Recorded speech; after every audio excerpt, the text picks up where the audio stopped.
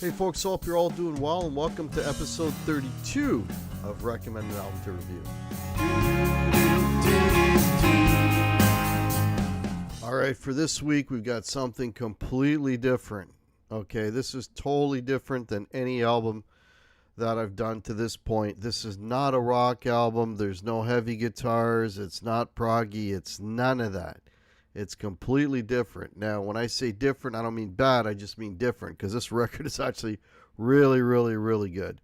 This is a record that's got a little bit of R&B influence. There's a little bit of Zydeco in there. There's some straight up blues, a lot of rock and roll boogie woogie stuff. And the last cut is like the only cut that kind of, is of the time because this record came out in 1978. So the record I'm talking about is Return to Magenta, and the band is Mink DeVille.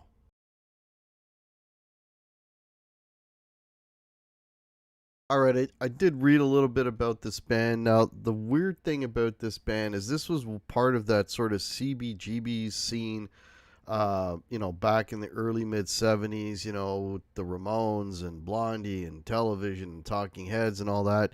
And this band was actually a regular performer at that venue, which is weird because they don't sound like anything. They don't sound anything like those bands. And musically, their stuff, a lot of it harkens back to like 50s stuff, 60s stuff. Apart from the one track that I mentioned earlier, I mean, they do not fit that mold. So that's kind of the odd thing about it. And again, this record came out in 1978. So let me just go through the participants on this record at the time. We got Thomas R. Manfred Allen Jr., drummer, Max and B's background vocals. Okay, Willie DeVille, the singer, and he plays guitar and harmonica and is the lead singer. And this guy's voice I love his voice, and he sings lead on all the tracks, and he's got kind of a character in his voice that I really like. It's kind of world weary in a way, but it's got a timbre to it that I really, really like. You got Mac Rabenek, better known as Dr. John, plays piano. Cleon Douglas, background vocals. Steve Douglas, saxophone. Louis X. Erlanger, guitar and vocals. Dave Foreman, vocals, background vocals. Jackie Kelso, saxophone. There's one track that's got an absolutely killer sax solo on it. Bobby Leonardo, piano, keyboards, and some really tasty piano on here.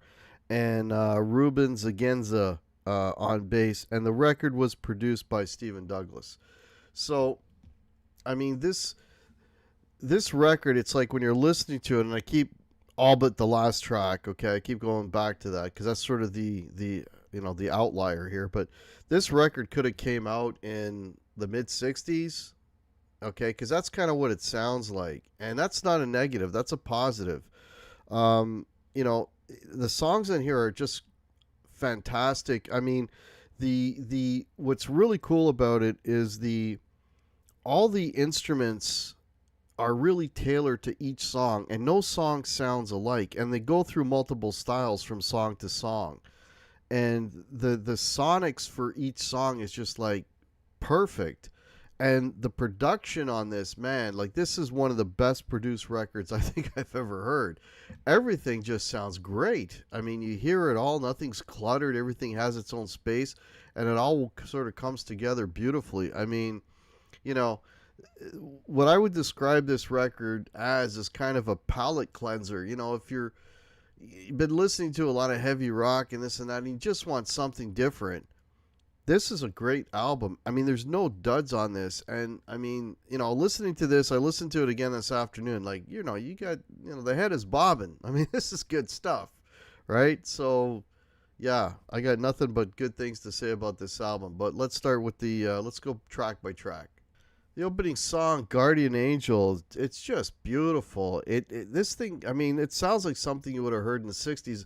There's a lot of stuff on here that kind of reminds me of Neil Diamond, if Neil Diamond back in the 60s, a lot of sparse, not a lot of instruments, but like acoustic guitar and always these beautiful string arrangements. And there's a beautiful string arrangement on this, and it's a real showpiece for Willie DeVille on vocals, and it's just an absolutely beautiful song. I mean, it's great. It's a great way to start the record. And again, this is something that literally could have come out in the mid to late '60s. Beautiful track. They got an up tempo track, Soul Twist, and this has just got a really infectious chorus that they kind of build to all the time, and it's kind of a little boogie woogie kind of rock and rolly kind of track. Again, something you may have heard maybe in the '50s. Could have been a '50s hit on the jukebox. But again, another really good song. All the songs I find on this have got really good melodies and really good hooks, like major radio hooks on all of this stuff. And Soul Twist definitely grabs you. Definitely grabs you. And then it changes gears again. A Train Lady, just a really nice kind of laid back groove, very R&B, some great backup vocals, some nice piano, touches over top. Just one of those kind of lazy, kind of just head bobbing songs. Something you want to sit and listen to, sitting in a chair out in the summertime, sipping a lemonade. Just a really, really great song. And you got Rolling. Now that's a kind of a rock and roll kind of boogie woogie type of song. For me, I mean, it's one of my favorite songs on here.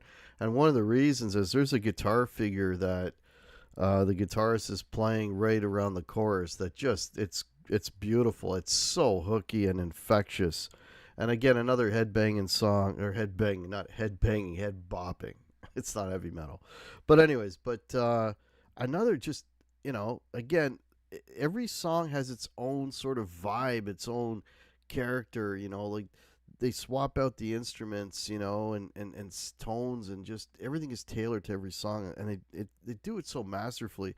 And the other thing too that I notice on this track all throughout is there's a lot of percussion going on.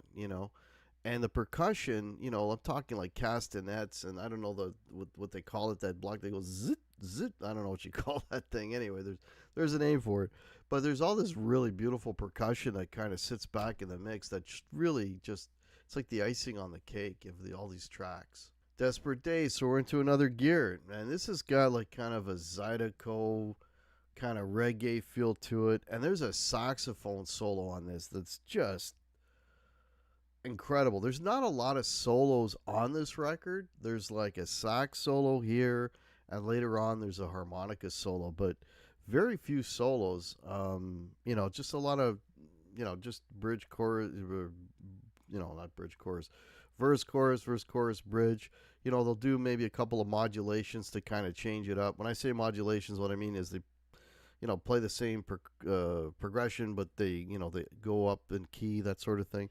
But there's not really a lot of solos per se. But the sax solo on this is killer on Desperate Days. Great track.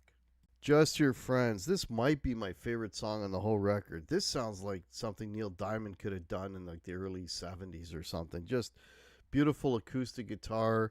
It's got a little Spanish flair to it. Part of the lyric is, or there's, I don't know if it's this Willie DeVille or somebody, but there's somebody basically speaking in Spanish on the track. There's castanets going. Beautiful string arrangement on this. It's just a beautiful, beautiful song. I mean, if you like that kind of '60s pop, there's a lot of that on here. If you appreciate that stuff, and then there's other songs that are kind of give you like a Motown kind of feel. I mean, there's a lot of that going on here. Great album, man. All right, I think that's Steady Driving Man. And this is just a straight up grindy blues riff that carries throughout with some really cool vocal over it, some great background vocals, just a nice groove tunes. I mean, kind of ZZ Top-ish in a way as far as the guitar figure. No solo, just they modulate. I think they modulate one key up and then they come back down again. And it's just, but it's not, I'm not saying that in a negative. It's not a boring track. It's just a really nice groove that kind of, keeps going throughout. But, another good song. And got Easy Slider. Now this is just this straight, again, laid back kind of R&B groove. Some beautiful piano. Man, the piano playing on this record and Dr. John, I mean, come on. Just beautiful accompaniment, just little fills here in between. Just awesome. Some nice sax and, groove going on here. Just a really groovy kind of, again, summertime sitting back with a lemonade kind of song. Uh, just great. And the vocals are great, background vocals, you know, another awesome track. I broke that promise. Acoustic guitar with some beautiful strings behind it again. Some really nice percussion to kind of accent it. You know, some beautiful playing on here. Great vocal again. The whole record, the vocals are amazing. Yeah, this could have been out, in '68. It was pop. It sounds a lot like late '60s, early '70s pop music. Well, maybe more '60s than '70s, but yeah, just a phenomenal. I mean, the whole record is phenomenal. And then the last track, Confidence to Kill. Confidence to Kill is the only song that I could see this band playing at CBGB's, you know, because it's got kind of a new wave, kind of a, crunchy guitar feel to it. But again, the riff is cool. There's no guitar solo, but just a really cool riff and a really nice up tempo driving song with a great vocal on it. All right, so to summarize, this is a fantastic album. I mean, it is a departure from, again, most of the stuff that I've reviewed at this point. I want to thank the subscriber that suggested this to me because I do love Neil Diamond and I like that '60s Motown R&B stuff. I really dig that stuff. Again, it's a nice departure. I mean, if all you're listening to is heavy rock and when I'm doing preparing for shows for reviewing records, it's always kind of in that vein. So this is just a nice departure, a nice sort of, ear cleanser, if you will, or listening palate cleanser, whatever you want to call it. And, you know, there's not a bad cut on this. I love that every song has its own character and they're different and instrumentation is different. Everything is sort of tailored specifically to that track. I love Willie DeVille's voice. I mean, you could tell like these songs are so well crafted in their orchestration, their arrangements, the instruments they're using, the musicianship on this is top notch. The production is phenomenal. Like I mean, I can't emphasize enough how great this record sounds. It's one of those records you can just kind of put on. There's not a dud in here. They're all cool in their own way. And literally, you find yourself just bobbing your head. It's just one of those records. Like, man, this is really cool. Yeah, I really dug this album. Again, it's Mink DeVille. It's called Return to Magenta. Man, I would give this between a 4 and a 4.5, depending on what kind of mood I'm in, but no lower than a 4. This is a killer record. If you appreciate that type of music, you want to kind of, have I don't know what the term is, maybe just like go into the past a little bit, time travel back to the 60s and 50s and that kind of thing, but at a really top notch musical level. This is the ticket, man. Like these guys are awesome. So again, thanks so much for watching. And the other thing I should mention too, you know, 30 minutes. I think the whole record is maybe a little between 30 and 40 minutes, which for me is a perfect length. Just sit back and listen to the whole thing top to bottom. So great record. So the way that the show works is every week I do these every Thursdays at 6 p.m. Eastern. They come out in the comments, throw in some suggestions for next week, and I will have a look at those. If you're new to the channel, please make sure you subscribe. Thumbs up would be awesome. Have a great rest of your week, and we'll see you next time. Cheers.